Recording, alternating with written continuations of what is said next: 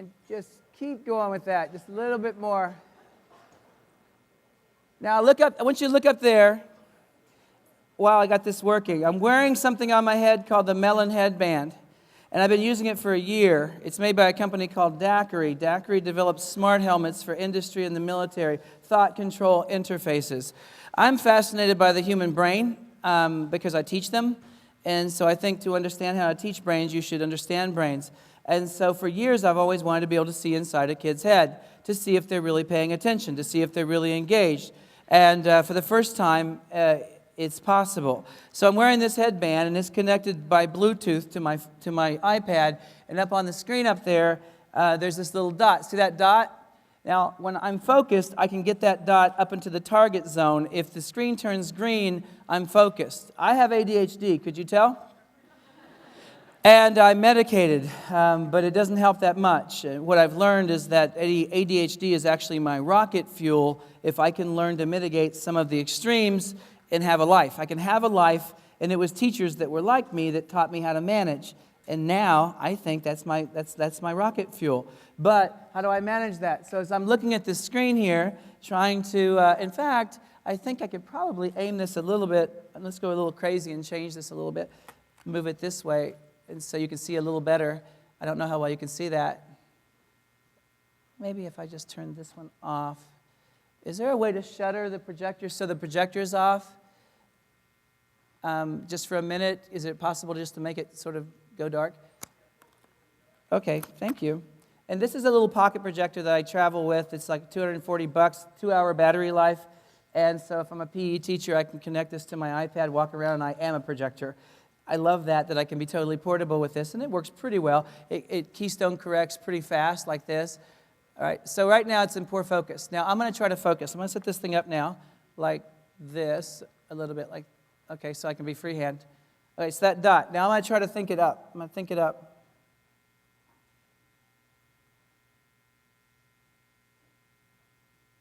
Now I'm going to say certain words that tend to distract me, like high-stakes testing. Now, well, here's what I found out. No matter how high I get my focus up, this weird thing happens every time. I'm going to try to get my focus back up. Now I'm in the target zone. Now I can listen to your lecture. Now, if you had one of these on every kid, and you could see, parents will never sign the releases, but they should. They're using these with athletes, too, to see how the best athletes, how their brain focuses, how they're able to have that sharp, perfect focus when it really counts for the three-point shot, for the buzzer beater. That takes some nerves of steel, and that takes some pretty great focus, right? What I found is that when I'm doing things that I already know how to do, let me see if this just keeps working. Like if I play the guitar, if I play a song that I've played 1,000,000 times, do you think my focus goes up or down? Yeah, so the brain does this weird thing. I call it cruise control. When you're doing something you've done 1,000,000 times, your brain goes away and does other things with its time. This happens to you on the drive home. You ever drive home and think, crap, I don't remember the drive home? Right? You were on cruise control, and that's okay. But I don't think kids should be able to put us on cruise control. If we're doing the same thing we do every day, they go away, and they're somewhere else. And I just don't think that they learn in that condition. But if I'm trying to learn a song, I'm going to try to play a song that I'm not good at yet. And I want you to watch. Just watch and see what my focus is doing, okay? This is not easy in front of people. It's really hard because just being in front of people affects this a lot because of how nervous you are when you're in front of people.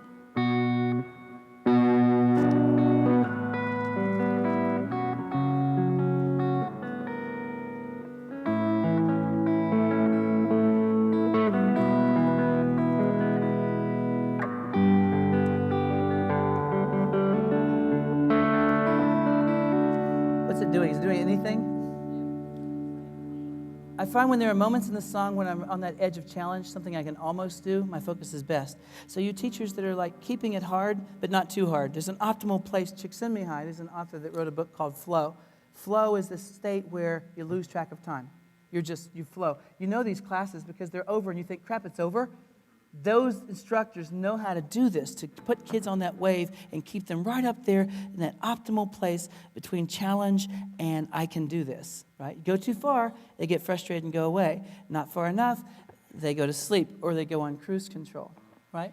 So I like to put this on kids and then do my lecture to see if they dig it as much as I thought they did. Raise your hand if it would be interesting to have these on every kid and you could see it. Oh my God, I want this. Especially if you work with special needs kids or in special ed, sometimes they have conditions and you've been guessing and looking at the outside body language and doing your best, but now you can see. Let's go farther. Let's go inside my brain. Let's prove I have one. Let's go nuts here. If I go to raw data, let's look at raw data. So this is my left and right hemisphere in real time. You might not know this, but your brain sings. There's a guy named Rodolfo Linus, who's a neural expert and a neural researcher, and he proved that neurons oscillate at frequency. You are oscillating right now at frequency, somewhere between 5 hertz and 33 hertz. I'm hoping it's 33. 33 is good stuff. 5 is coma. Right? And so you can see that. In fact, let's take a look at that. So you can see left and right sides of my brain. That's a little bit interesting maybe. Let's go to power. This is power emanations from my brain. Now at 4 hertz, again, that is the junk food of cognition. If I'm sitting in your class smiling, acting like I'm compliant, I'll get my B. You know, I can be doing that and really doing nothing. I'm on cruise control, right? Actually, 4 to 7 hertz is the same thing. 8 to 15, we're starting to get interesting. 16 to 32, hard to get, but the best stuff and the very best stuff, gamma waves, are 33 hertz and above. That's when you're freaking leaned into the learning. You're front row kids and you're leaning in. That's the very best of the best. That's when you're... What creates that? I want you to talk to your shoulder partner for a minute. When you've been in a class, or in a hunting class, or in a gun safety class, or in whatever class you've been in, what creates that, oh my God, you're totally paying attention? What are those conditions? I want you to talk to each other for a minute about if it's happened to you, what was happening, what creates that condition. Murmur about that for a second, and we'll talk in a minute. Go. This is the melon headband. And I'm going to pass it around so you guys can look. It's got 4 gold contacts on the front. And we've been measuring brains for a long time in laboratories. It's just interesting to me that this consumer product that's under $300 when it's released generally is something that it was a Kickstarter campaign, and then Daiquiri acquired this technology. But I see a time when you're not using a keyboard, you're thinking you're computing. That's going to happen. It's already on its way. You got things like Apple Watches that know my heartbeat. I had Google Glass for a couple of years, and here's what it's become clear. I've got to learn with this. This can't be smart enough to do everything. I've got to meet it halfway. But if I've got some dysfunction, and I'll call it dysfunction because society does, but I don't, and I can use this to overcome that, and this is a superpower, right? Or it's coming. I want to get my kids ready for that, to take advantage of this.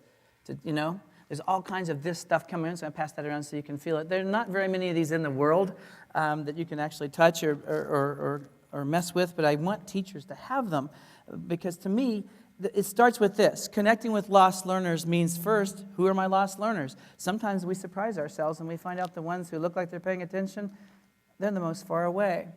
Now we've got screens. Now we got to talk. We got to talk. You got a screen. We have to have an understanding. I've got to manage that screen.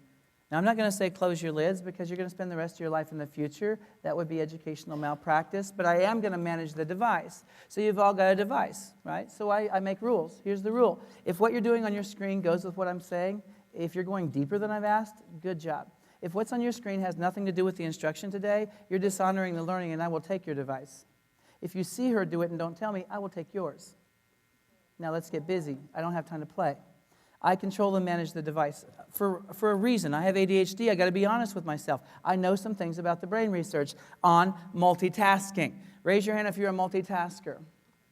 No, you're not. Not according to Stanford research. As of last year, humans are not multitaskers. We are fast switchers. We switch attention from one thing to another remarkably fast. And in doing so, we're burning brain-based glucose. See, to switch costs. Nothing's free. Physics will tell you that. So every time you switch your attention, you're actually burning more glucose. This is why kids by 10 a.m. already look exhausted because they've been trying to multitask. Now, what does that mean? How many tabs do you have open when you're browsing? How many of you routinely have 5 tabs and more open? 6, 7, 8. Your cooling fan kicks on. 9. Let's examine what's really happening because you have to. I've got a little kid. I got to be honest with what this is, right? I want to use a computer. I don't want it using me. So I have to look at how I use the computer. Have you ever gone online, lost 2 hours, and realized that 2 hours had gone by and you didn't even know it? Raise your hand. Then this has happened to you. If we're teaching kids and we don't know how to do this, who's driving this thing? So I invent little scenarios. Here's a scenario for you. Let's try multitasking, kids. Do this with your kids. Okay, do this with your kids. Let's do a thought experiment. Ready? Let's draw a circle with our left hand. Do this with me. A perfect circle. This is a thought experiment. This circle, make it perfect. And some of you aren't doing it. How hard is it? Come on. A circle. If that's a perfect circle, you're driving perfectly. Yay. Oh, the weather conditions just got really bad. Make sure it's very precise now. If it becomes an oval, you've crossed the center line. So your locus of control is only concerned with the circle. And this is what we hope our kids are doing when they're driving. Stop. With your right hand, draw a triangle. This is texting and talking on the cell phone. Texting and talking on the cell phone. Stop. Drive. Now text while driving, you multitaskers.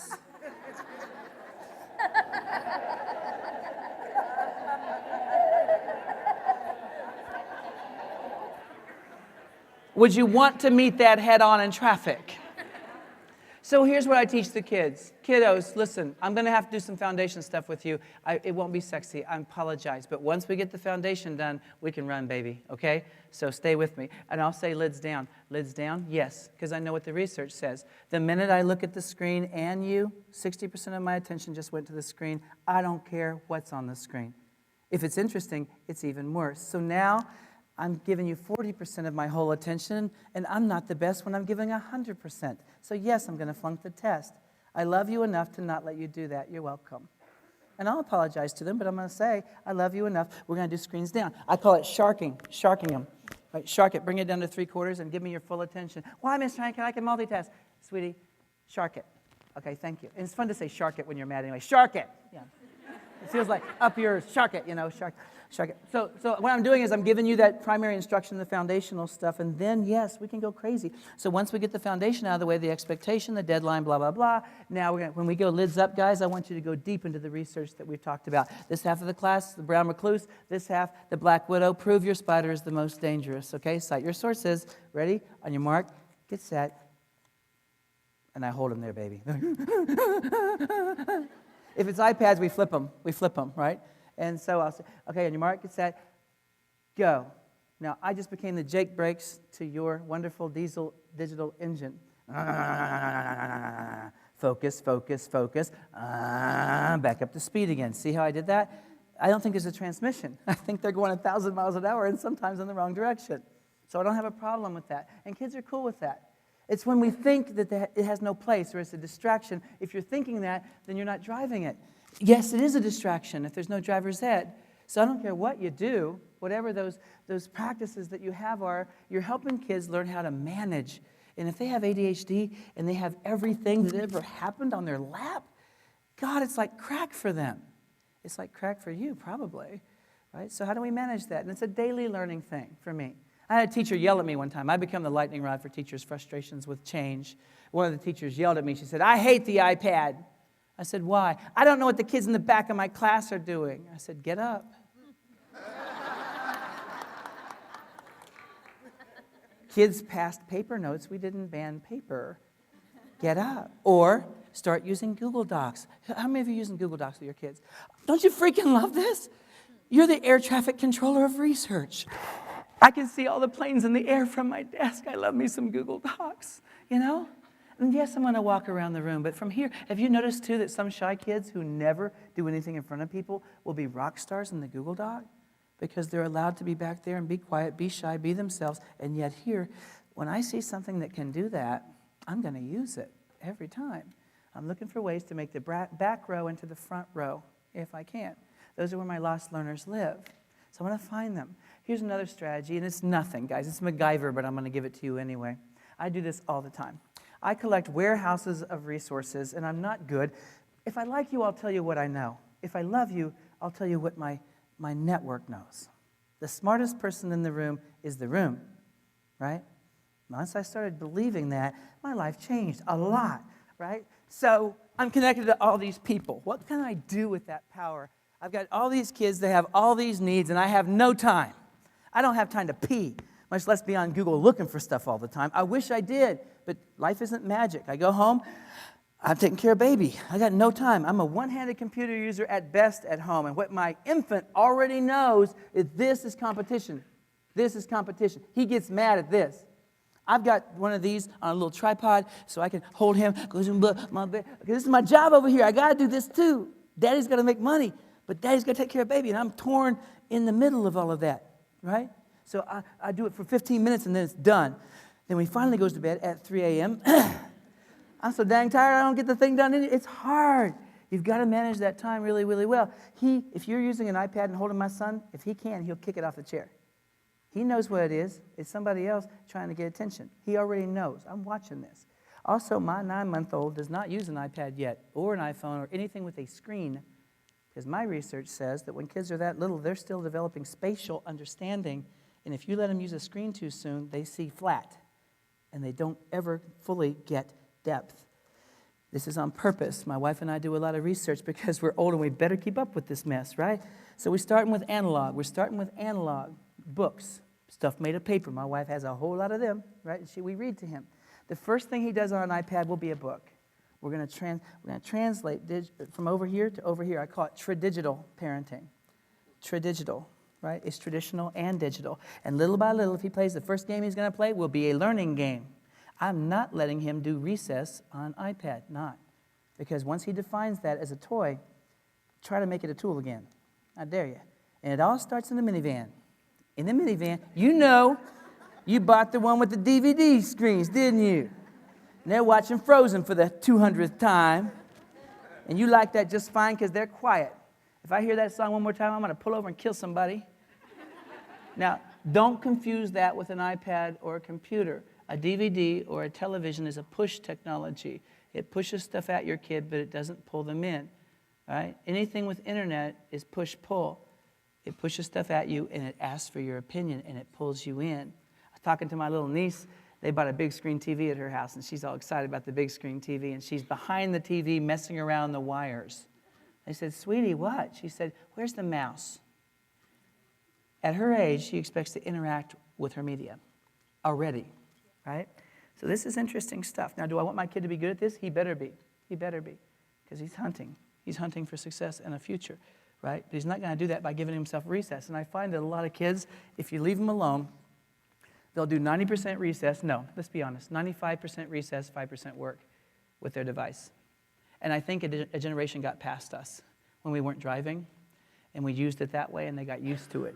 So what I tell my kid, we set a timer, and once every 55 minutes, they can do a social media recess. Catch up with all your stuff. Go ahead. 5 minutes, though. When it goes ding, we're back to work again. If you don't do something, they will define it as the entire hour.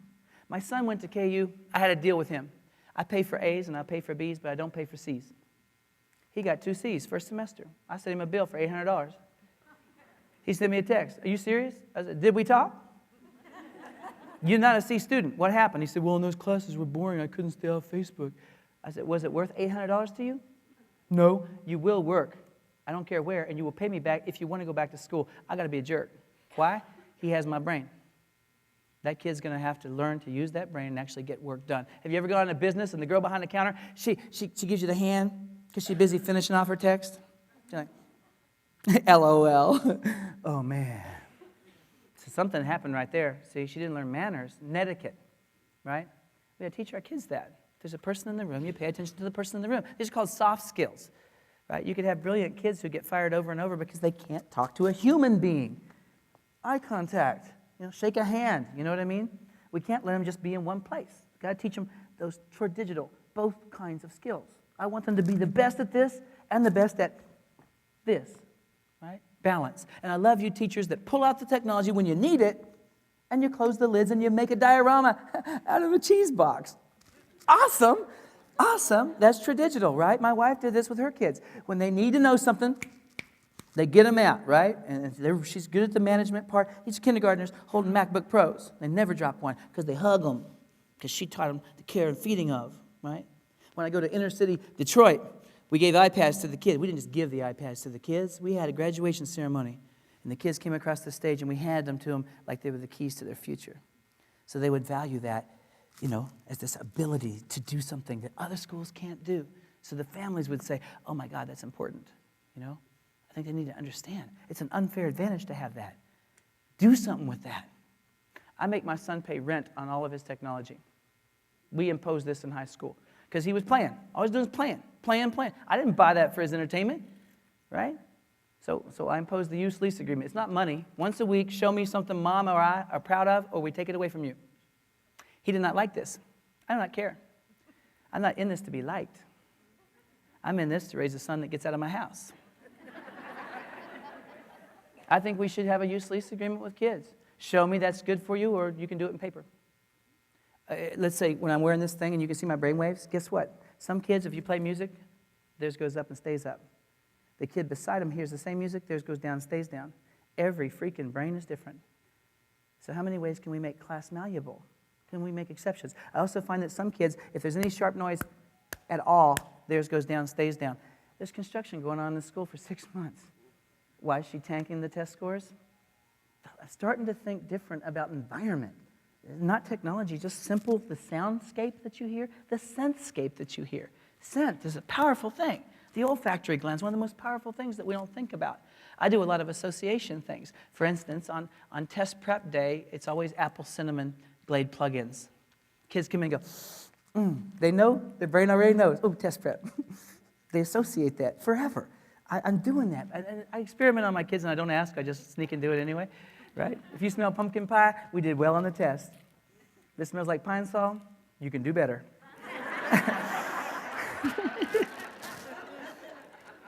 Now, I'm reading books called, like Brain-Based Learning, Jensen's book, Brain-Based Learning. Who's read it? I read that book, and then I try to operationalize that stuff that he does. How about Brain Rules? Who's read Brain Rules? Okay, I'm putting it on your reading list.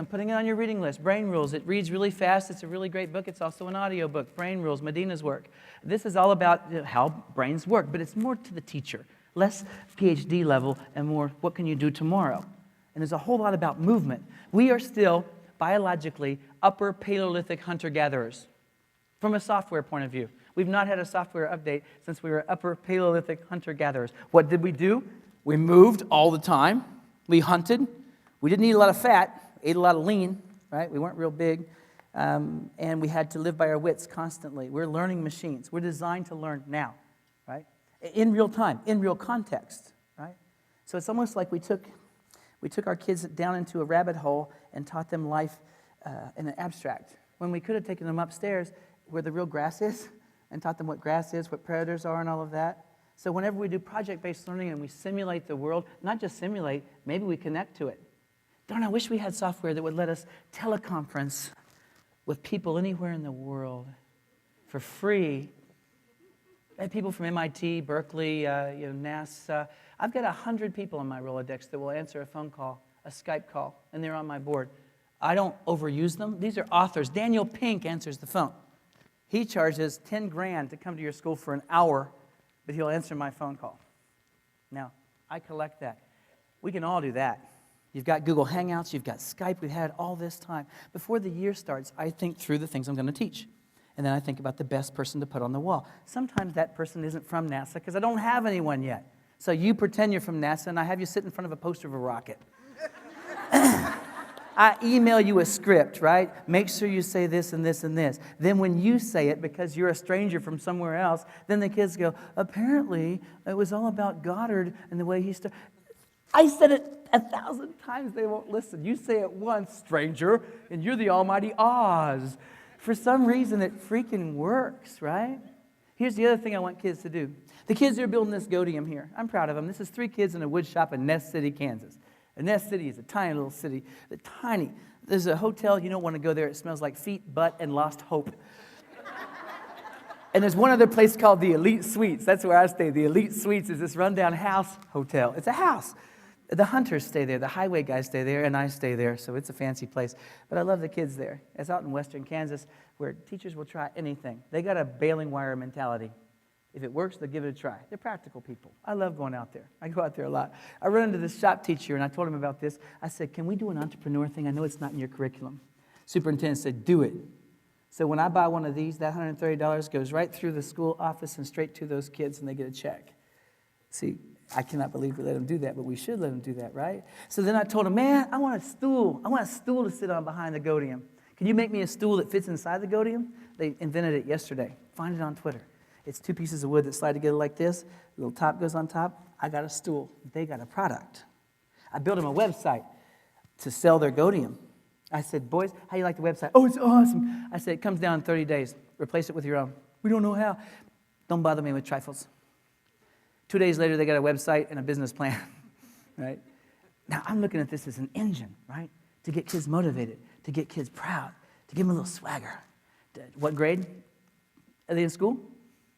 I'll start anytime. I don't care. The other day, I put out a challenge. I'm with my little boy. We went to El Paso over Christmas, and on the plane, you got a baby, you got a lap child. Try to put the seat back tray down with the baby on your lap. You can't. But the baby needs Cheerios, the baby needs toys, or he's going to bother the entire airplane. So I started sketching. A baby tray table, just hooks on the little thing. I stopped sketching and just put out a thing to all the schools that I know and said, kids, can you help me? Can you help me? I'm the customer, see, I'm the outside person. You're the problem-solving, guiding teacher who's doing stuff with kids, right? In your genius hour, whatever you call it. So the kids now start making Gibson, because he's got a name. It's not an assignment, right? It's an important thing to do for that little baby. It's got a face on it. So now they're designing tray tables for Gibson. And I'll buy the first one they got, because I want to honor that thinking that they did. The world is full of challenges like that. They could be using this to do that. That's what I want to do. I want to occupy their digital time with things that look good on a resume. Is that bad? I think if you don't fill up that time, they're going to fill it up with something, right? So what do we come up with that gets them excited, that lets them contribute to the world, you know? It also lets them cater to their own strengths. I'm a creative kid, right? And sorry about that. Rarely did a teacher let me do something creative in class because it didn't fit her laminated lesson plans. But I ran into a teacher in 8th grade, Mrs. Haas, my English teacher. You have to understand now, guys, when I write, and I've done a lot of research to try to figure out why it's painful for me to write. It's painful. It hurts. The mechanics of English coupled with trying to write at the same time is too much. It's an overload in my brain. If I can talk, it flows. If I try to do this, I'm cognitively constipated. I write terribly. But would you agree I talk pretty well? Then why? Why can I talk okay, but when I do this, it feels like a straitjacket? I know some of it was because I've got some issues. Probably some mild dyslexia, if not major dyslexia. I found out in college I have a hard time researching reading. It would take me 3 times. I had to read the same material 3 times and take notes all 3 times just to kind of rent the information. Rent it. Not own it. Rent it. I knew that about myself. I've got a brain that has a hard time with that. If I can find a way to get around those rules. And one of the things that always worked with me is that the teacher let me be creative with the assignment. And I understand she could get in trouble. I understand how's she going to assess mine when it doesn't look like the rest. I also love her because she did that. She bent the rules. I will wash her car. The kind of loyalty that comes from that, you know. But then we got to share the story of why that worked for me so that the system changes. Or the system won't if we don't talk about it, right? She said, because she said, Kevin, you're struggling. On your next assignment, do it any way you want. Be creative. Oh, my God, it was the best day in school. The best day in school. I hurried home. I found a Rice Krispies box. I cut out the front, made a storyboard, did illustrations. I was up till 2. I wasn't looking to get away with anything. I did more work than the other kids. When I got to school, and I put a flashlight in the back, so when I turned the flashlight on, it lit up. And I made a winder out of a coat hanger. I invented PowerPoint in 1980. I'm at the bus stop with my Rice Krispies box, and for the first time, I can't wait to get to school. I cannot wait to show them what I invented. I get to Mrs. Haas's class, and the kids are doing their reports the old way, you know, wonk, wonk, wonk, wonk, wonk, my book, wonk, wonk, wonk. Underwhelming. It was my turn. She said, Kevin, I said, hit the lights. I had some swagger, man. Wait till you get a load of me. Front row all going to be lit up by my Rayovac. I hit the Rayovac, illuminated the front row. Teachers in the back of the room looking at me like I'm a unicorn. This is a weird, surreal moment. Life froze, and I stepped outside my 8th grade body, and I looked at the scene. I saw her see me. I saw her see me for the first time as a smart kid, as a learner, as a kid who will do extra work, as a get out of my way, I will knock you down learner. And I got an A, my first A. I was so excited. A. I show mom and dad, I seen your A. Look at it again. Look at it from an angle. See it upside down? That's A. I got my big fat A. I was so excited. How many more times do you think she let me be creative that semester? None. That was her one exception. I love the teachers who bent the rules. My cardboard cotton gin is still in the trophy case in New Oxford Junior High School. Right? When I go to your class, that's where I needed to be. I try to create the class I needed. Know what I mean? So we have those kids that just hoping to have a good day. So every day I think, how am I going to make this the best day you ever had? Tomorrow's your day. Next day is your day. Next day is your day. And one of the ways I do it is I know all these tools. So let's do a scenario. Let's do a scenario. I find a tool, because I'm online looking all the time, and I find one. This is not even a brand new tool, okay? This is a tool I've been using for a long time. Sketchup, right? Sketchup. Raise your hand if you're using Sketchup. Love me some Sketchup. I love Sketchup because I can use the free version and do almost anything with kids. It's not AutoCAD. That's why I love it. Any kid can do this. I do it with first graders, right? My first assignment in Sketchup is always make a 3D object. Takes them 2 seconds. These are kids who've grown up playing Minecraft and video games, and they understand 3D. Geometry is a three-dimensional science that we teach on a two-dimensional plane. That is counterintuitive anyway. So why wouldn't we let it look 3D, right? So I bring SketchUp, 2 things, free, and 2, it's easy, right? So I bring that to them. Is it as good as AutoCAD? No. It doesn't cost the same either. Pro version, most states have a pro license that usually would cost a whole lot for free because they have a state license. You might. I don't know. I haven't looked, okay? So this is a teacher that I know in Emporia, Kansas. Been doing the same lesson for 32 years. Her cities unit, she's famous for it. It's the one that they come on parent night and the parents love it. Every kid makes a business, a church, some part of the community. They slide them together on 2x2 squares of cardboard and they make a city. They learn about governance and infrastructure, all kinds of, it's better than a worksheet. But 32 years of the same lesson? They say we make our environment and after that it makes us. If you know where your chairs go because there are permanent divots in the floor, if you know where the posters go because you've got sticky tack stains that are 18 years old, this might be happening to you. For your sake, I want to shake it up a little bit. She said, do you know any other tools I could use? I said, yeah, I know one, SketchUp. I showed her SketchUp. I showed her kids SketchUp. But they lost their minds, right? She had this 5th grade boy. One of her 5th graders made this building. It's not bad. It's called the School of Doom. I don't think it was into the project. Same 5th grader without the tutorial in SketchUp. 5th grade girl, she made this building. I thought it was a teepee. I called it a teepee. Be careful what you call kids' work because you're always wrong. Nice starfish. It's a horse. Sorry. Cool teepee. It's not a teepee. This is what she did with SketchUp. I'm on my way home. She sends me a text. Mr. Honeycutt, our teacher won't accept the SketchUp work. She says it's not real till it's made out of paper. For a whole year, she just could not see this, right? Is good. For some kids, this is the way they learn best. For some kids, hey, you want to use cardboard and popsicle sticks? Girl, you go for it. But if I'm still letting you do that by the end of this year, that's on me. Because if you're not really good at this stuff, you're going to be considered the new illiterate. So I'm going to let you start on your front porch, but I'm going to get you where I need to get you. You ready to do that SketchUp thing right now? You go, girl. You go, girl. Parent night's going to look a little different. It's going to be traditional. Stuff going on all over the place, right? I'm going to show you a crazy teacher. And by the way, this is me working with kids in dropout recovery. These are tough kids, right? I'm trying to teach them AutoCAD. They spit it back in my face. The learning curve is pretty robust for AutoCAD. These kids have never done anything hard in their entire lives. And I'm going to start with AutoCAD, just like the guitar, right? Take away the blisters. I show them SketchUp. Oh, my God. They became rock stars of SketchUp. The district of Hayesville, Kansas was putting out bids for a contract to build a tool shed for the district. So these boys went ahead and put in a bid with a SketchUp drawing. They got the contract. Then they called me and said, we're not a company. I said, we will do this. We will build this shed. We built the crookedest tool shed that district's ever seen. Then the boys said, can we see that AutoCAD thing again? Hooked them and cooked them, baby. See, this is where they need to be. This is where they are, and this is the chasm. How do we put little, you know what I mean? So many tools, right? So we find versions to bring them along. So I had this crazy idea when I started using SketchUp. I thought, man, what can I do with SketchUp? I wonder if I got launch SketchUp here, and you see the interface. Let's go ahead and start up here. You get a guy stand there. I don't let the kids delete the guy, or they will lose their sense of proportion, right? So they can't delete the guy. And then we start drawing in here, right? So I say make a simple shape, and they click on the rectangle, drag it across the ground. Bottom right-hand corner, what am I getting as I go?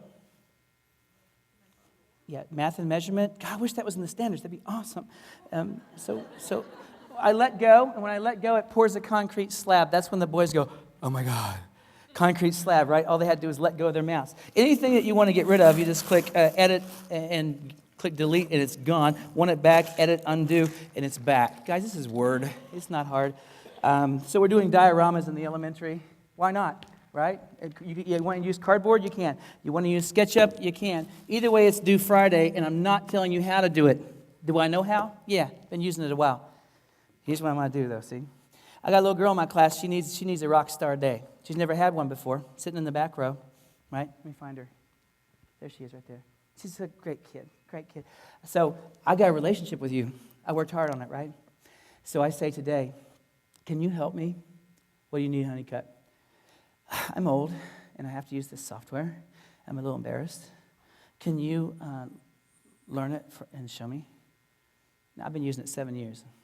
I know how to use software. I'm letting her unwrap the present. Okay, Honeycutt, do I get your paycheck? She give me some tood, man. She comes back the next day, runs me through the tutorial, and then when she's done, I say, one more favor, please. Can you show the class? Mr. Honeycutt, for me. Honeycutt, dang. She's doing the tutorial in front of the whole class. First time in her life. People starting to think, is she smart? She might be smart. You're starting to think, maybe I'm smart. Parents call once you tested for gifted. You've seen that before? I don't know. She's pretty good at that sketch. You think she could be gifted? Should we get her tested? She's walking upright. You're welcome. Let's not lose our minds here. She had a good day. So that day, I brought you here, right? And now I look for the rest. Who needs what, right?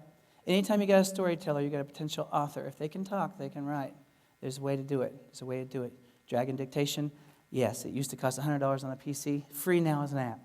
I'm going to try that. Is it accurate? It's pretty good. Google Talk, it's pretty good. Now let's pretend you got a whole class full of kids. You're not doing it with all of them. Why would you do that? You'll lose your freaking mind. Make one exception, her, right? And then once she does it, she shows the class, and you just keep teaching. You can't stop and make that the curriculum, right? But it's available. It's in play. So my way was always to do it with one or two, and it gets bigger each year. And it may never be all of them. I mean, to make them all do Sketchup would be as bad as letting none of them do. Why do we always have to do all the same thing? If you can get your mind around a buffet of approaches and be okay with that, well, some work and some won't. Always has been that way, right? But you learn as you go. And what they start seeing is that you're adaptable, you're always looking for tools, and that you're learning too. And I'm leveraging my lack of knowledge to actually motivate kids. Let's go ahead and make a little more here. You click the push-pull tool. Click here, pull it up out of the ground. Let's zoom out and zoom in. Zoom out, zoom in. Let's tilt that down. Okay, let's click the cursor, click the top, and hit delete. Boom. I just put Jacob inside a shape. This is a kid that's had spatial problems his whole career. Now he's inside a shape. Not only that, but he's taken parents on a little field trip of his shape on the big tech night. And he's the rock star. Everyone's like, oh my God, he's a rock star. He's like, yeah, pretty good. I love the swagger. He's got his little moment there. Now, what's really cool is there's a 3D warehouse that you can go to. The 3D warehouse has hundreds of thousands of already made objects kids can just go get. Like what? The Parthenon, the Pantheon, the Eiffel Tower, the U.S. Capitol, all the state capitals, Andersonville Civil War prison, the human brain, the human eye, the human ear, the circulatory system, the skeletal system. Everything you teach, in short, is in there. So what would happen if you had kids make a big old box and fill it full of the artifacts from this semester, right? And then make, on the wall, little placards, descriptive writing, anyone? Research, anyone? The real assignment is research and writing. They think they're 3D designers, and they are, and they're staying after school, right? So you liked SketchUp, but you didn't read Poe, the Raven. I assigned it, and you didn't read it, but you're my rock star SketchUp girl, so I go to you. Can you help me? What do you need? Can you design the interior Poe describes in that poem, The Raven? I don't think the class is picturing it like it is. All right, you stay after school working on that. What do you got to do first? Gotcha, right? And how long will you remember that, you think? Permanent, right? Permanent ink. I'm drawing with permanent ink because I made it you, right? Tomorrow I'll be you, right? So every day I'm just looking. If I fail, I fail. I'd rather fail trying. Right? Let's open some other files here that are in there, recent ones. I'm doing the human brain. I'm in your class, okay? Science teachers, raise your hand. I'm in your class, and you let me do this. And I'm nervous because no one's done this before. Most people do a poster or PowerPoint. I'm doing this for the first time. Hi. My report is on the human brain. Here's the human brain. Look at it. It is really amazing. Look how it is wrinkly. It has been crammed into your cranium in fairly recent evolutionary history. Yes, I said evolution. Please do not sue. Now, I will move it around. Look at the neocortex. It is the wondrous part of the brain that is 6 layers deep, about as thick as 6 playing cards. Most cognition happens in the neocortex. The back of the brain is called V1, or the visual cortex, and is 7 layers deep. So the brain is divided into 2 distinct hemispheres, the left and right hemisphere. The brain is where you live, where you think, and where you love. Thank you very much. And they're nervous. They're freaking nervous because it feels like it matters. You notice that? If it feels like it matters, it's permanent. Wonk, wonk, wonk, wonk, wonk. Not, right? I love inviting parents to a big old show, big old parent night. Everyone comes because I direct theater. The theater people in the room. Theater's powerful because you get to come out here in front of an audience that paid money, and you better not embarrass yourself. Now, kids don't take it seriously till dress rehearsal. That's when they go, oh, crap. They're coming tomorrow. You think? Oh, then they work, baby, because the audience is coming. If the audience was never going to come, would they work hard? I've got to get an event to happen. It's got to feel big. It's got to feel important. And then their stomach hurts a little. They stay up late the night before, like he did last night, worrying over this whole thing. It's then nice, isn't it? Right? First time I stood on a stage. By the way, I remember, you're not going to believe me, I remember every line from every play I was ever in. Believe me? Midsummer Night's Dream, 1987. Ready? I'm Puck. Can you believe it? The king doth keep his revels here tonight.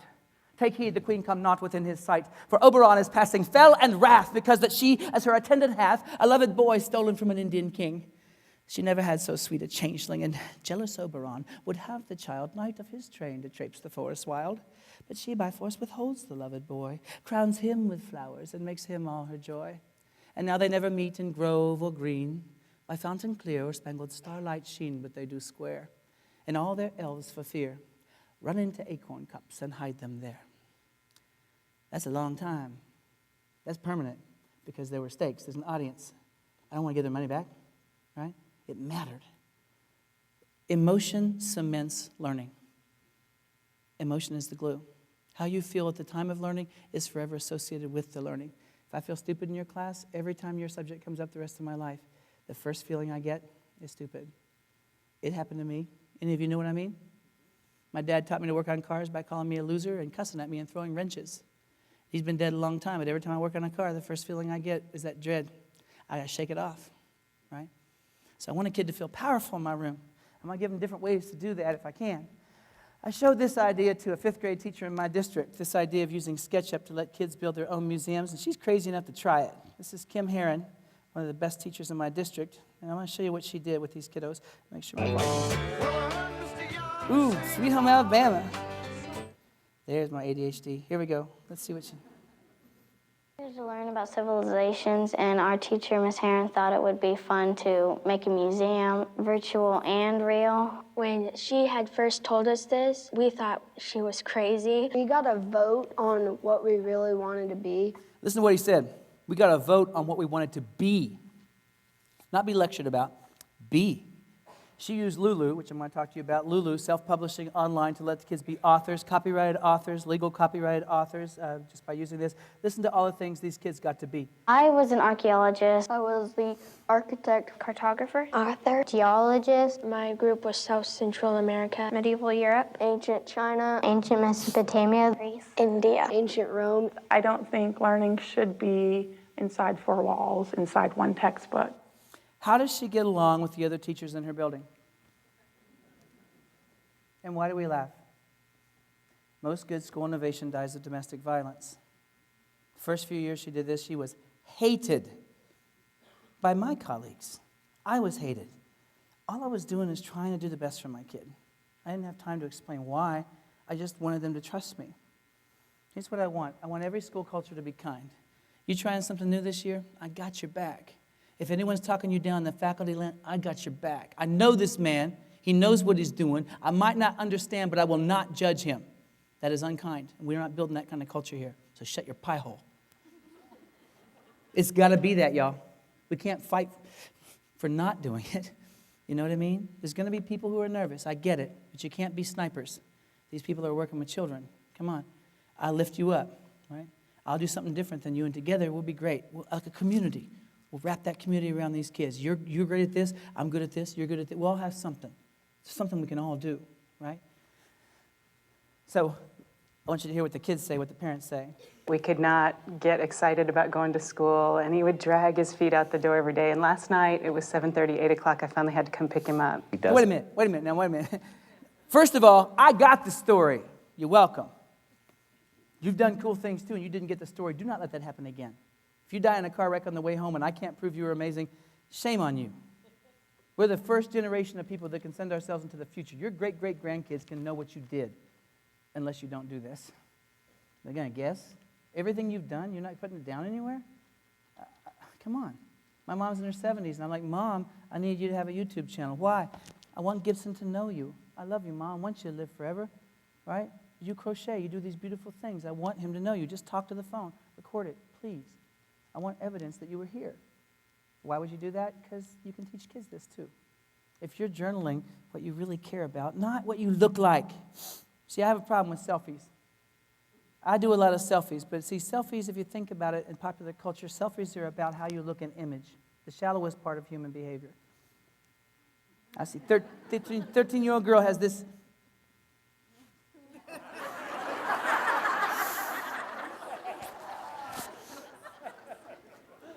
I'm looking at one of these the other night. It's the bathroom selfie. It's the duck lip, and she made her butt bigger with an app.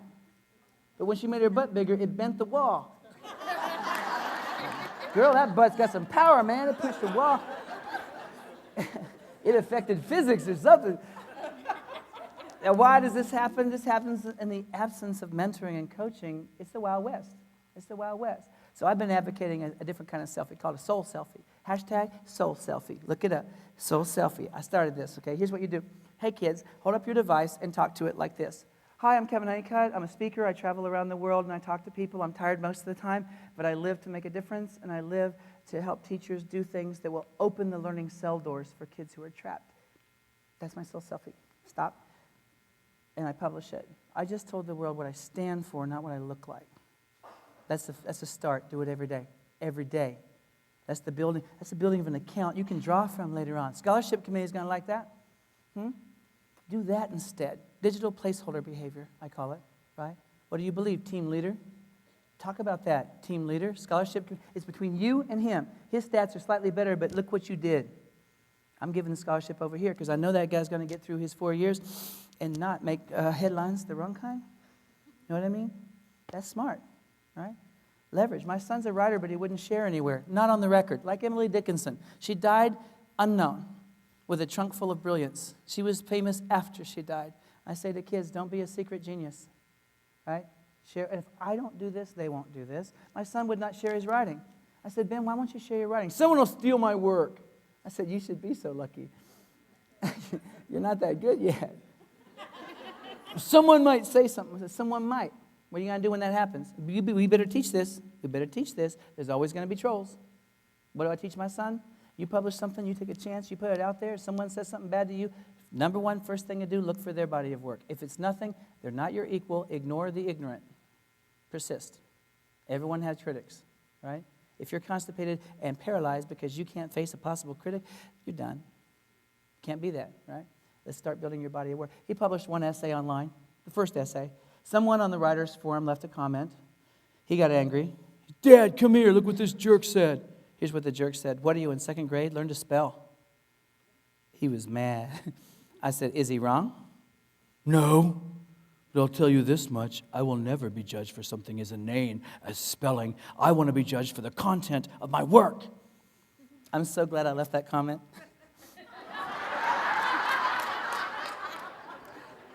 Oh. There are stakes now. I know the difference between stakes and no stakes. Writing is a social medium. How many famous writers would have written their amazing books for an audience of one? But in school, it's always been that. And thank God and bless you for reading their work. But one, what is that motivator? So when I'm talking to parents and I'm saying, why are we sharing online? To get your kids authentic feedback, because the research shows they write better if they have an audience. So they know why you're doing this crazy thing. And we don't get paid extra. We love your kids. So they'll thank you and not spank you, because they don't know. They don't know yet. We got to teach them too, right? So now they have a body of work out there. They don't want to mess that reputation up because they got a body of work, right? The other night I looked through my first son's schoolwork. It was all in one closet. You could buy these cardboard file cabinets and put all your kids' schoolwork in them. Have you seen these? Every worksheet he did through all of school was all in there. It was nothing digital. One house fire could have erased his entire school resume. That's a little vulnerable. So I said, hey, get all these papers out, reshare them in other places so that can't happen to you. Diversify. Some of your stuff's over here, some of your stuff's over here. Let's start building up your resume there, in a way that people can find it. They can know your story, right? Most creativity dies quietly, but some rebels. We send these kids to detention. Think about it. Steve Jobs, right? Bill Gates, Einstein, Edison. What was their public school experience? Read their biographies. Terrible. Why? Why? I got to think about this. Why? They thought outside the box. They never even seen the box, right? And so they were different. Now we have 26 kids. I don't have time for different. It happens. It happens. We got to create safe space for imaginations. I also find a lot of kids who have problems are actually my most creative, and I've got a theory on this, not burdened by research. Ready?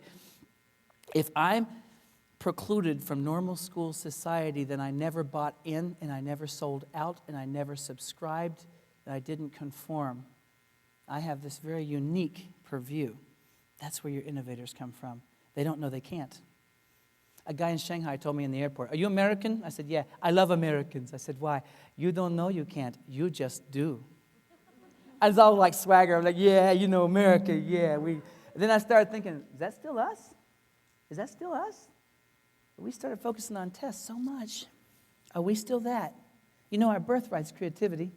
There's a book I want you to read. It's on your reading list now, called The Coming Jobs War. The Coming Jobs War, written by the CEO and president of the Gallup organization. And it's about global competition and what that's going to mean coming toward your kids, right? By the way, I'm not afraid of global competition. My kids will smoke you, right? I'm not afraid of it. I got to get my kids some swagger so they're ready for it, right? I want them to see it coming. Stop playing Angry Birds and do something, right? Show me something. So I'm in Shanghai, and I'm in the black market. And it's this place called the black market. It's not illegal, but you can buy knockoffs. I love knockoffs because I like to study them. There's an iPhone in there, a knockoff. He said, iPhone, $20. I said, $20? Is that real? He said, China real. They say China real. There's a whole China real thing where someone took an iPhone from the factory 2 blocks away, traced it, and built this Android knockoff that even emulated the apps on iOS. It was freaking amazing. So I took it back to the hotel and I dissected it and I blogged about the whole thing, side by side, real iPhone, Chinese knockoff. Why? It's coming at the kids. This idea of inventing something and living for 30 years, it's over. If you have a good idea, have another one. That's life. It's like China moved in next door. You got a milk cow. It's a great milk cow. They don't have a milk cow, so they make a papier-mâché milk cow, and they milk your cow and put the milk inside their not real cow. Is that a real cow? China real. I'm not indicting China. It's actually an honor in China to copy well. Just know this is the way it is.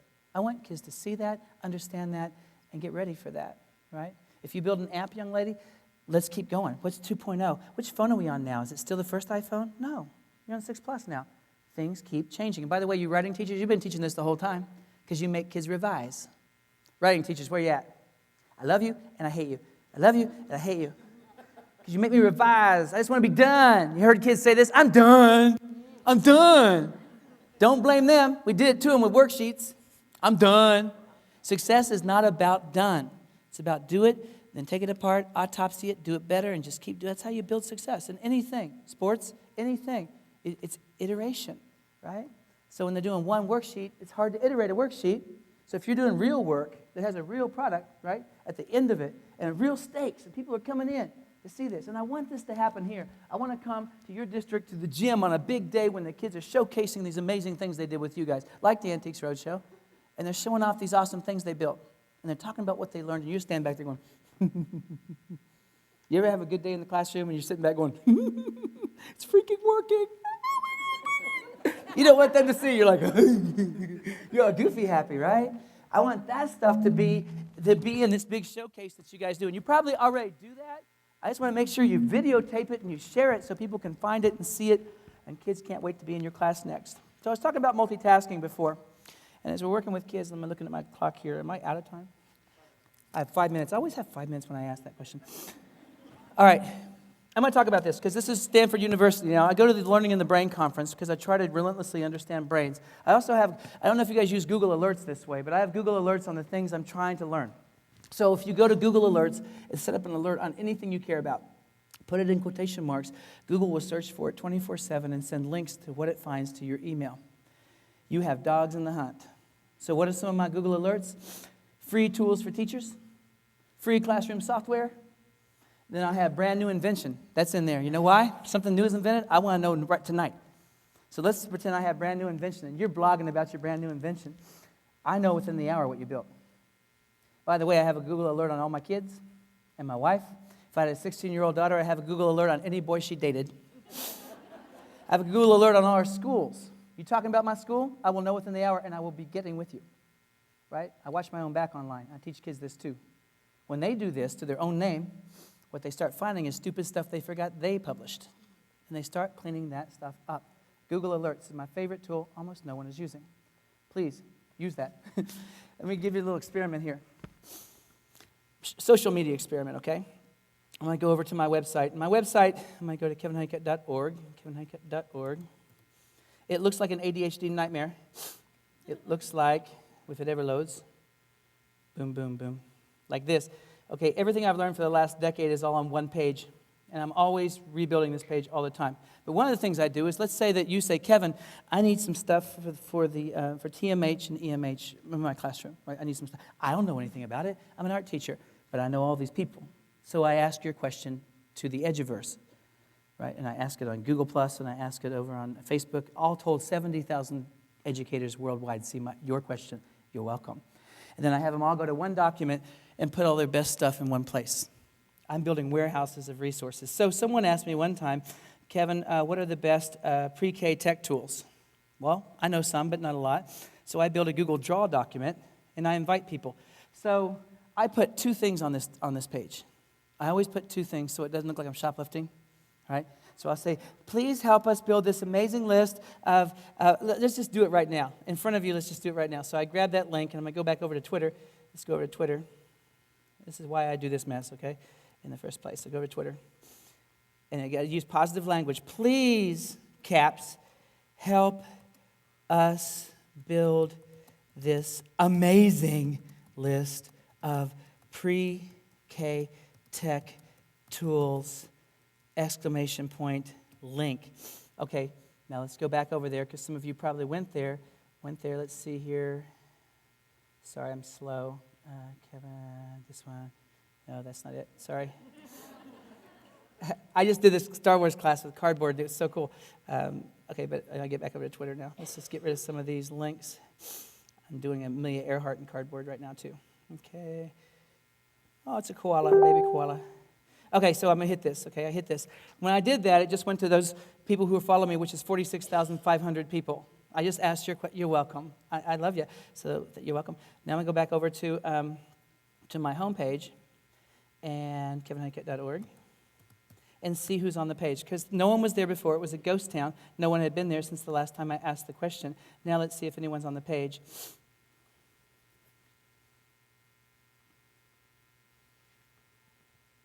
Let's see how many people. It'll take a second to load. Every time it lights up, more people are coming. Okay, now these people helped me build this page. Why would they do that? Do they like me? No, they have it too. It's a new shared resource. So we keep links to all of those. What do you need? Need it now? Let's do it. Teach your kids this. Teach your kids how to do this. What a way to spend your time online, right? So I bet you guys know some things I don't even have on here. I need them. I will give you all of these for yours, right? So just 2 days ago, I was thinking about things you can say to kids, and it really goes with this workshop about reaching the lost learner. I thought about the teachers who said things to me I never forgot. They wrote on me with permanent ink. I thought, ooh, what if we collected a whole bunch of things to say to kids that would rock their world and put them in one list? That's what this is. And I invited everyone to it, and I said, please help me do this. So daily, pull these things out and say them to kids. We're currently sitting at 53 so far, and this will just keep growing. So on my page, you're going to see links to all of these things I did. Raise your hand if this is interesting to anyone. Are you busy? Right? This is why you do this. I don't have time to socialize. I like you, but I don't have time to socialize. I'll tell you I'm praying for your daughter if she's going into surgery because I'm a human being. But I don't do this for entertainment. I do this for a purpose, for a reason. That's why I'm on Twitter and why I'm on Facebook, okay? Am I out of time? Do I have 1 minute? Am I out of time? 2 minutes. Woohoo, let's go crazy. What do we got to do with this ocean of time that I have? Oh, yay. I want to do this little experiment with you. This is Stanford research, okay, on multitasking. I'm going to show you a field of rods, red ones and blue ones, okay? Pay no attention to the blue rods. They do not matter. They are distractors in this experiment. Just look at the red rods. Ready? You're only going to see them for a moment. Ready? Look at the red, look at the red, look at the red. Gone. When I put them back, raise your hand if you think the red rods moved. Raise your hand if the red rods moved. You people that raised your hand, you're low MMs. That's not bad. That means you're low multitaskers. That means when I tell you to do something, you can do it. I want you to be air traffic controllers. There's certain jobs that you're going to be great at. The rest of you, you couldn't stop looking at the blue ones, could you? See, high multitaskers let unimportant information into memory. They build cognitive junk drawers. They can't help it. They move this much. All right, just this is a little bit. I think kids are going to have to learn how to discriminate, to notice little things, to focus when they need to, and totally loose the hounds when they need to have both kinds of skill sets, right? So when you started class yesterday, you gave them directions, right? You gave them what they needed for foundation, and then you loosed the hounds. Then you brought them back together at the end. You shifted gears, right? And that's good stuff. I'm out of time. I'm out of words. Thanks for sitting here and listening, guys and girls. Appreciate it.